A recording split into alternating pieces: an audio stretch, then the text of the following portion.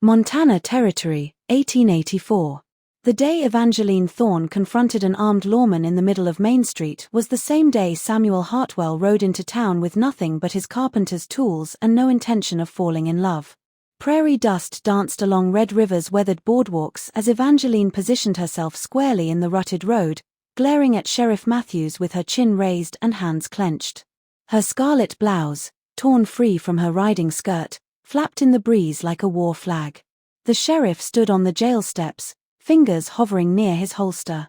"You fixing to shoot me, Matthews?" she called out. "Or do you just like threatening women while your deputies look on?" Several townsfolk ducked behind merchant stalls and hitching posts, though many simply watched, well acquainted with her public standoffs. Every soul in Red River labeled Evangeline Thorne nothing but chaos. She voiced her opinions without filter, possessed a volcanic temper, and once knocked the blacksmith senseless with a cast-iron pan when he called her a liar. Her father passed away drowning in debt and whiskey, her mother vanished years earlier, leaving Evangeline to shepherd her younger siblings through raw will and stubborn pride. The community whispered endlessly about Thomas and Clara's abandonment 2 seasons ago, about the 3 suitors she'd driven off in succession. Matthews kept his iron sheathed. "Last warning, Thorne. Cross my path again and you'll taste jail food."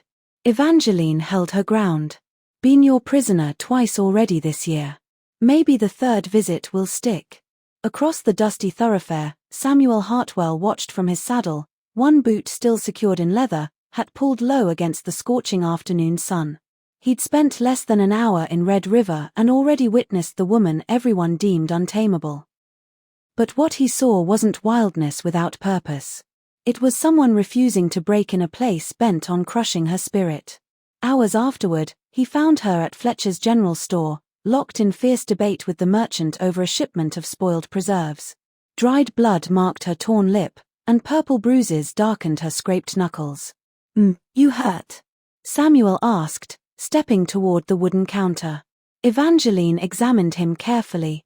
He towered above average height with sun-beaten features, laugh lines etched from decades of outdoor labor, and carried himself with the steady presence of ancient oak.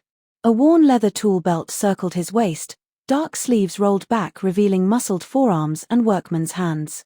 "You're not local," she noted. "Just arrived. Traveling for employment. Carpentry, roofing, building, anything needing skilled hands." Evangeline studied him another heartbeat before turning back to Fletcher. "These jars are dented and seeping. You owe me a refund." Fletcher's complexion deepened to crimson, but Samuel placed a silver coin on the scarred wood. "For the ruined merchandise." Evangeline fixed him with a stare. "Nobody requested your assistance." "Understood." She anticipated demands that never came, gathered the damaged goods, and swept out without acknowledgement. Samuel observed her departure before addressing Fletcher. "What's her story?" "Evangeline Thorne," Fletcher muttered. "Trouble in petticoats. Starts fights, defies the law, thinks owning a rifle and a crumbling cabin makes her queen of this wilderness." Samuel raised an eyebrow. "She have any friends?" "Nobody wants that burden." That evening, he tracked down her property. 10 miles past town boundaries, tucked beneath limestone cliffs with sagging rail fences and a front porch supported by stacked firewood. Pale smoke rose from the fieldstone chimney, and through the amber window glow he glimpsed her outline plaiting her long hair, sleeves pushed high, a Winchester standing guard beside the entrance. He didn't advance that night, simply observed, noting the weathered siding, muddy boots by the threshold, the woman inside who hadn't yielded to badges or backed down from confrontation. Sunrise found him at her door carrying hammer and lumber. "State your business," she demanded. "Fixing these stairs." "I didn't ask for repairs." "Don't require asking." She crossed her arms in challenge. "You attempting to woo me?" "No. Attempting to keep you from falling through rotted wood." She tried to object, but he'd already begun removing splintered planks. When her mongrel dog Rusty appeared growling, Samuel offered jerky and earned a friendly tail. Over the next days, he returned faithfully. Mended her property fence, patched roof holes, replaced broken door latches. Never requested compensation. Never spoke unnecessarily, just worked steadily, quietly, with clear purpose. Evangeline watched warily, waiting for the moment he'd reveal cruelty like all the rest. That moment never materialized. Instead, he listened. When she mentioned Thomas and Clara's flight to Kansas, he said simply, "Must have torn your heart." When she grumbled about missing fresh bread because her oven was broken, he repaired it without pause. When she fell silent, he joined her on the porch, watching prairie sunsets in comfortable quiet. One afternoon, after completing her window repairs, she surprised him. "Would you like some cold tea?" He accepted gracefully. Her cabin's interior was humble but immaculate: hand-woven coverlets, a few precious books, a wooden rocking chair beside the stone hearth. She filled 2 glasses, extending one. "Are you always this quiet?" she wondered. "I talk when talking serves purpose." She studied him. "Why treat me with kindness?" "Because you've earned respect." Her laughter came bitter. "Everyone in Red River thinks I'm poison." "They're wrong." Her expression transformed. "You hardly know me." "I know enough." They drank in peaceful silence. Later that week, he accompanied her to town for provisions. Residents gawked and whispered among themselves. One man cautioned, "Watch yourself, Hartwell. That woman destroys men for sport." Samuel remained unaffected, turning to Evangeline. "Afterward, I want to show you something." She arched curious brows. "What might that be?" "You'll see." He guided her to the jeweller's establishment. She froze on the wooden sidewalk. "Is this some twisted game?" she accused. "Not at all." "You think this is funny?" "Never." She stared at the wedding rings displayed behind glass, heartbeat accelerating. "Explain your meaning. I need you to know someone truly sees you. Every part. Not only the fire. Not just the stubborn streak. I see your loyalty, your devotion. How you endure despite being alone." She fought to breathe normally. "You don't know whether I want marriage. I'm not proposing this moment. I'm showing you I would eventually, if you'd allow it." Evangeline studied him at length. Then she reached for his calloused hand, weaving their fingers together. For the first time in years, she smiled without reservation. The following morning, Samuel found her behind the storage shed, sleeves rolled back, wrestling a seized wheel from a weathered cart. Her hands were grease-stained, a dark streak marking her cheek. She didn't acknowledge his approach. "The axle's warped," she explained. "Fixed it last fall, but it's twisted again." He set down his leather tool bag and crouched beside her. "Still need this working? Only method to haul water from the creek, unless you've got a pack mule hidden in that satchel." He produced a steel wrench. "No mule. Just determination." She sat back, watching him loosen the corroded bolts. "Do you always repair things without invitation?" He continued working. "Only what needs attention." "Is that your answer to everything?" He grunted as metal yielded. "Not everything. Just what matters." She settled into the grass. "Don't you get tired of being reliable?" "Never have." "Why not?" "Because folks need something they can count on." Evangeline remained quiet. Wind whispered through buffalo grass, dry and rhythmic. 2 hawks circled overhead, silent against the endless sky. "You sound like someone who's been left behind," she finally observed. Samuel kept his attention downward. "I sound like someone who did the leaving." She watched his profile, how precisely he organized each bolt. "Do you regret it?" He nodded once. "Every day since." She didn't probe for details, simply fetched the replacement axle from the porch. They worked together until darkness fell. Her clothes clung with sweat and her palms ached, but she didn't abandon the task. He didn't take it from her. They finished it as equals. While wheeling the cart homeward, he asked, "You still make that peach pie you were arguing about in town?" She narrowed her gaze. "You have a death wish." He almost smiled. "I'm asking because I'll trade fence rails for a piece." She wiped perspiration with her sleeve. "Deal. But fair warning, I'm stingy with sugar. Don't waste sweetness on men." He held the gate open. "I'm not looking for sweet." She paused at the steps. "No, you're not." That evening she brought out 2 mismatched plates and a steaming pie. They sat on the back stoop, boots discarded, bare feet in cool dirt, easy silence stretching between them. "Do you have family somewhere?" she asked. "Sister in Ogden. Married a preacher. You visit?" "Not since '81. Why not?" He chewed thoughtfully. "She wanted me home managing the family store. I couldn't stomach it." "What prevented you?" "I don't belong in sitting rooms with fancy drapes and polished floors." She understood completely. "Neither do I." They finished eating without more words. When the pie vanished, she rose and stretched. He remained seated. "You sleep in town?" she inquired. He confirmed. "Comfortable bed. Cot in the livery loft. Hard as granite." She chuckled softly, leaning against the railing. "You could use the barn here, if you want." He looked up. "You sure about that?" "I don't offer what I don't mean." He stood, brushing crumbs from his vest. "Then I'm grateful. Just for tonight." She didn't reply, just turned and went inside. Dawn brought a folded blanket on the barn rail and a tin cup of coffee by the gate. She was already in the pasture, repairing fence posts with her hat pulled low. He joined her wordlessly, passing tools as required. They labored until noon, then rested beneath the cartonwood at field's edge, both soaked with perspiration. She didn't speak, and he didn't force conversation. Eventually, she said, "I'm not good at this."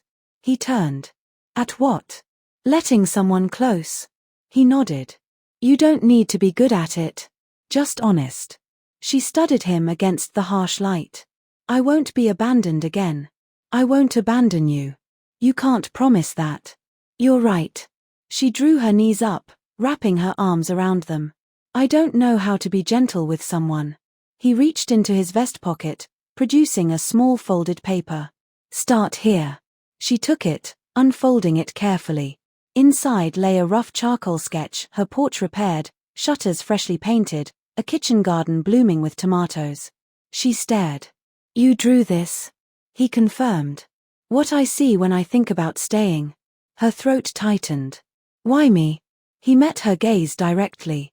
"Because watching you face down that sheriff in the street, I thought, there's someone who bends to nothing, not even fear. I wanted to stand beside that courage." She folded the paper, holding it gently. "I don't wear jewelry often. Doesn't need gold. Doesn't need rushing." She gazed toward the distant mountains, voice quiet. "You really mean to stay?" "Absolutely." She didn't answer, just leaned her shoulder against his. He remained until nightfall, and when he walked to the barn, she watched him cross the yard silently. A breeze caught her skirt hem, and somewhere far off, a meadowlark called once before going quiet. Early frost came that year. Evangeline stood barefoot on her newly sanded porch planks, letting cold bite her toes. Thin fog covered the pasture, swirling like smoke over the earth. From the barn came Samuel's steady footsteps, boot leather against soil, hay being moved. 2 weeks had passed since he'd begun sleeping there. He hadn't asked for house privileges, and she hadn't offered them. But most evenings he stayed for supper, and most mornings she found coffee already brewing when she woke. She pulled on boots and walked to find him. "Creek's starting to ice at the shallow parts," she reported. "Need to haul water before it freezes solid." "I'll take care of it," he said, brushing straw from his sleeves. She shook her head. "I need the movement." He didn't argue. Instead, he followed her to the wagon, checked the wheels silently, then loaded the water barrels. At the gentle slope where the creek bent, she watched him wade in without hesitation, pants soaked to his knees, filling water with practiced efficiency. "Ever think about going back to Utah?" she asked, leaning against the wagon side. "No. Not even for a visit." He turned toward her, eyes steady. "This is where I wake up now." She blinked, looking away, unprepared for the warmth spreading in her chest. "You talk like a poet sometimes." "I learned to use words sparingly. Makes the meaningful ones count." Upon reaching the cabin again, she noticed how he lingered after unhitching the cart, how his hand brushed the porch rail as if memorizing the wood grain. She wiped her hands on her apron, leaning against the doorframe. "Ever build a house from ground up?" she asked. 3 times. Once for a Idaho widow, once for a Red Hills family, once for a man who never lived in it. What happened? He died before I finished. Pneumonia claimed him. She paused thoughtfully. Did you stay long after? No. Nothing left needing repair. She nodded, then pushed the door open and went inside. That evening, she retrieved cloth strips from the back cupboard and brought them to the barn. She found him oiling saddle buckles, his lantern casting long shadows. I need your hand, she announced. He stood, wiped his palms clean, and offered it. She wrapped the cloth around his wrist, snug but comfortable. What's this for? You're here most days, she explained. If you get hurt moving timber or fall from the roof again, I'd rather know about it before you've been bleeding for hours. This is my mark. Means you belong here. He examined the fabric, then her face. Does this mean I can decide what needs fixing? She hesitated. It means when you see something broken, you don't need to ask. He agreed. Then I'll fix the chimney flue first. It draws poorly when the wind picks up. She turned to leave, then stopped. Are you always this patient? No. What's different? You. The next morning she handed him the shed key without explanation. The following day, he asked for her measurements, not for clothing, but for new shelving he planned beside the fireplace. By week's end, he'd moved his tools to the lean-to, and she'd cleared pegs by the door for his jacket. One night, while snow began falling on the ridge, she found him carving near the fire. He didn't hide his work when she sat beside him, simply turned the wood piece for her inspection. It was a small box, palm-sized, the lid carved with a cartonwood leaf design. For letters, he said. Should you ever write any? I don't. Maybe someday. She traced the carved lines. Do you make this for every woman you stay with? Never stayed anywhere long enough before. She said nothing more, but when he offered the box, she didn't hand it back. Later that night, she stepped onto the porch finding stars sharp, sky clear. She heard the barn door creak open, his boots on the path. He didn't speak until reaching her. Ever consider planting apple trees? He asked. She turned toward him. Why? Because they take years to bear fruit. You don't plant them unless you're planning to stay put. She exhaled, cold making her breath visible. I've never planted anything that didn't grow wild. Then maybe it's time. She looked at him, really looked. His collar turned up against wind, his hands weathered, his eyes calm and certain. She reached out, taking his hand, rough and warm, holding it between both of hers. There's a spot near the back fence, she said. Soil's good there. Might take root. He agreed. And standing there beneath stars, with snow's scent in the air and the silence of two people no longer waiting alone, Evangeline Thorne finally understood that this man hadn't come to fix her. He'd come to stay. Snow had held off longer than usual, but November's second week brought it thick and swift, blanketing the ridge, weighing down fence lines, and muffling the world into hushed stillness. Samuel rose early, built the fire before she stirred, then checked the barn roof for snow load. Evangeline stood at the window, arms crossed, watching him clear the gutters with shovel and bare hands, his breath rising pale and quick. She didn't step out until sunrise topped the ridge, and when she did, she brought him a wool scarf. One saved since Clara's departure, still stiff at the ends from lack of use. You'll catch your death like that, she said, offering it.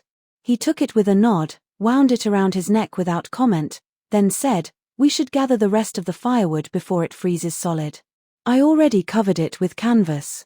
He looked at her. Then you thought ahead. She shrugged. Always do. Just never had anyone to tell. They spent the morning hauling the last split logs. The sled caught on a root near the shed, and she bent to free it, hair falling forward, dark with moisture, curling at her neck. Samuel set his gloves on a stump and crouched to steady the sled as she pulled. I was thinking, he said. Come spring, we could dig a second well closer to the barn. She straightened, brushing snow from her knees. That's hard work. I know. But it would save you walking twice the distance come summer. She gave a slow nod. You planning to be here that long? I'm planning to be here as long as you'll have me. She didn't respond immediately, just turned and looked at the cabin, smoke rising from its chimney, the trail of their footprints leading to the door, the window light from the lamp she'd left burning. "Then I guess we'll need more seed," she said. That evening, she opened the old trunk in her bedroom corner. Inside lay things untouched for years: a faded shawl, some letters with broken seals, a tin box with a busted latch. She lifted the shawl, shook it once, then folded it neatly and brought it to the fire. Samuel looked up from the chair where he was oiling cabinet hinges. "You cold?" "No," she said, draping it over the rocker's back. "But I thought you might sit there tonight." He didn't move immediately, just looked at her, then the chair, then back. "You sure?" he asked. "You said you don't belong in rooms with curtains." "I figure this one doesn't have any." He stood, set his cloth aside, and crossed the room. The rocker creaked under his weight, slow and even, like it had been waiting for someone to fill it.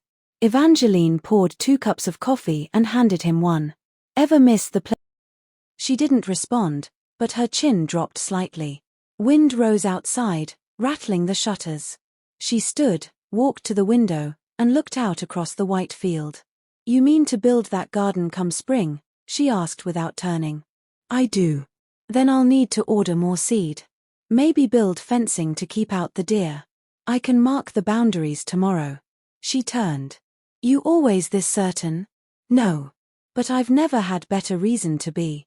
She didn't smile, just crossed the room, placed her hand lightly on his shoulder, and said, "Then you'll need a key."